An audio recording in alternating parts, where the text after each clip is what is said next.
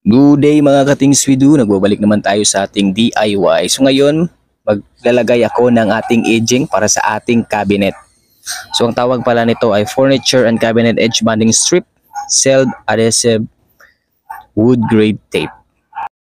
Ang nakagandahan nito guys ay easy to install, siyempre waterproof na at sealed adhesive pa. Kadalasan gumagamit tayo ng liston o yung kahoy at yung heat compress o rugby, pero ito ay self-adhesive na, so makapal-kapal na din yung ating edging na PVC edging. Yan, siyempre yung kapal, yung width nito ay 2 cm, so may iba-ibang klaseng size naman ito at iba't ibang kulay. So ang yung iba't ibang kulay makikita nyo yan sa picture. Wood grade talaga siya, grade. Yan. So madali na siyang i-install. Walang kahirap-hirap, ganyan lang.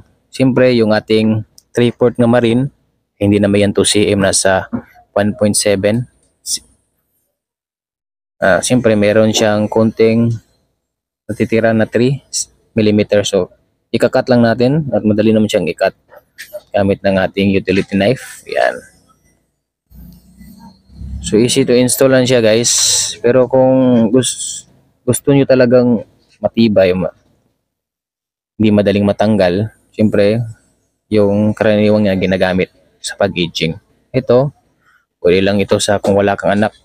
Yan, hindi ito matutuklap naman kasi matibay. Yan, so ito yung ibang natapos ko at gamit ko pala yung ating wallpaper lang, hindi ko pinunturan kasi mahal yung pintura at mabaho na sa kwarto, kaya wallpaper na naman, wala namang bata dito. So ayan, nilalagay ko na lang ang link sa description kung gusto nyo umorder. Huwag kalimutan mag-like and share and comment for more videos. This is Rometric. Thanks for doing. Bye!